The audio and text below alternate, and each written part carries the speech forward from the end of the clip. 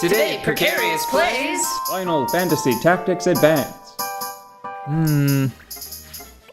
Control 2 for 2? It's statistically more probable this time. Sweet. Yes. Now you just have to capture that monster. Well, I should probably try to extract Mont Blanc from that dangerous situation that he's in. I was speaking on the core gameplay of Final Fantasy XIV, and Yeah. I hesitated because early on, if you had said to me, if you had asked me, what is the core gameplay of Final Fantasy XIV, I probably would have gone,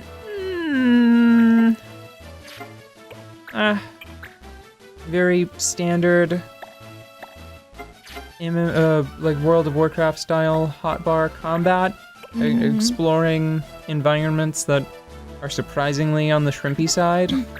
Like the environments are not very big, and on top of that, like they don't really. One thing that still bothers me about the game, even though I've grown accustomed to it, is they don't have a lot of trust for the player in the environment. You can't throw yourself off of anything. Oh. Like they won't let you jump into the ocean and swim around. So there are guardrails everywhere. Yes, it does sort of. Whenever you bump up against them, you do sort of get this feeling that you're on a ride, which is a shame. Yeah, that's worth a try. Okay. Now, if you were to ask me, I would say the core gameplay of Final Fantasy XIV is inhabiting a big world. That is the core game. If you want to play Final Fantasy XIV to its fullest, you gotta get yourself a deck of triple triad cards. I think I may have called it Tetra Master before. That was my fault. Oh. You gotta get yourself a set of triple triad cards. You need to get yourself a racing chocobo. You need to spend a couple hours crafting, and then spend a couple of hours replenishing your stocks, and then you need to go into a few dungeons, and then you need to run around the map, and you need to use the challenge log to hunt new monsters, and you need to go do daily quests for your your grand company to help out your homeland, and you need to go do retainer ventures. You need to send your retainers out to adventure in the wilds, and you need to do a dungeon roulette and be stunned whenever you're suddenly fighting Ifrit or whatever. Yeah.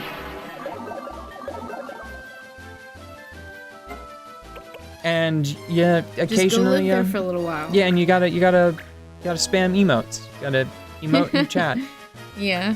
You have to be fucking crafting in the basement of the Marauders Guild, and then you're a Lalafell, and everybody thinks that they just have some sort of God-given right to pet you.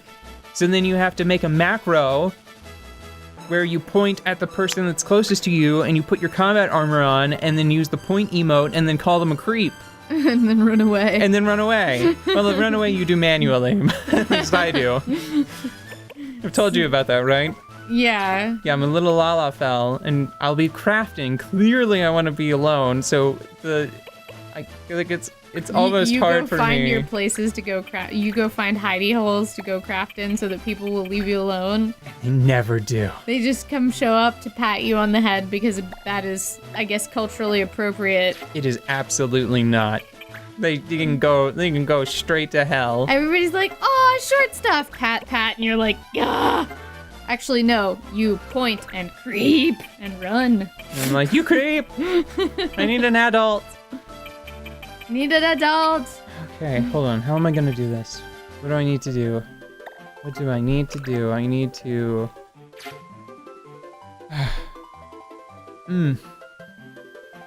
See, the thing is, you can't capture the last monster on the field.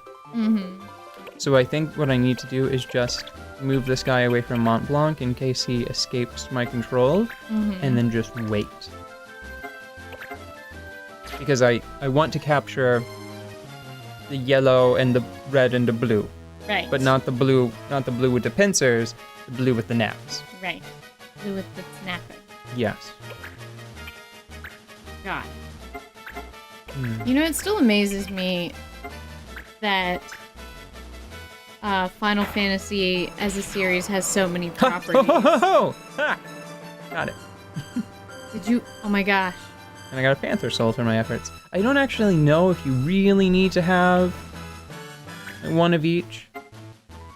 I'm gonna. Once that blue guy wakes up and disable wears off, I will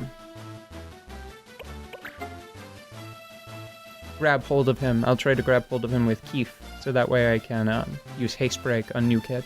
Okay. Excuse me, I think it might be because I'm spending so much time with the cream here. But I'm getting sort of, my sinuses are getting a little phlegmy. Oh. You know dairy's Damn bad it. for a cold.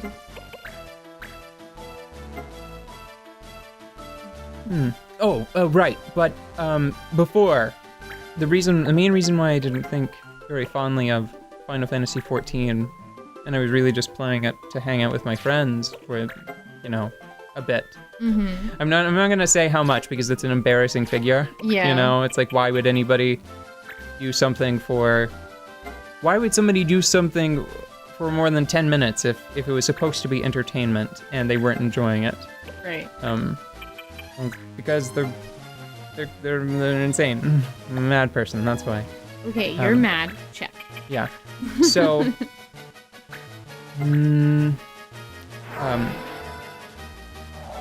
But the reason you started out not thinking so highly of it, and now you feel better about it. it's because WildStar is a better game. Oh, yeah. Guild Wars 2 is a better game. Whenever you think of what is still probably, I think for a lot of people, the core of the game, Right. which is the hotbar-based combat. WildStar has WildStar and Guild Wars 2 both have the advantage of having a deliberately very tight limit on how many skills you can have equipped at once. Right. We both played WildStar, so you know what I'm talking about. Yeah, yeah. But that works for Guild Wars 2. It's a very similar system. You have lots of abilities usually available per character, but you have to decide in any given fight which ones you want to use. Like, what's your role in your current group? Like, if you're playing solo, maybe you have a hotbar setup where you have like a lot of powers that let you heal yourself or get out of emergency situations. Whereas, Yeah. you know, whenever you and I were playing WildStar actively together, I had a hotbar where I got rid of a lot of my utility stuff, and it was just, you know, like tanking or damage. Yeah. Like, I was learning how to heal, and it was really nice experimenting with the different setups to decide how I liked to heal best, like what worked well Yeah, in different situations. well, I want to talk about that for a minute, just because I want to apologize on behalf of MMO design, Yeah. because what do you remember the name of the class? Because I was an engineer. Oh. I think that's the name of, like, I was some sort of combat engineer, whatever Maybe that I was class an is. Esper? I think that's right. So can I control him while he's asleep? Just so that way once he wakes up, I'll... Only if you're an Esper. No, I cannot control him while he's asleep. Okay. See, you're not one. There you Okay. Good. go. I think I was an Esper. I think that's or like Psylocke or something. I can't remember the name I of the was class. not a Psylocke.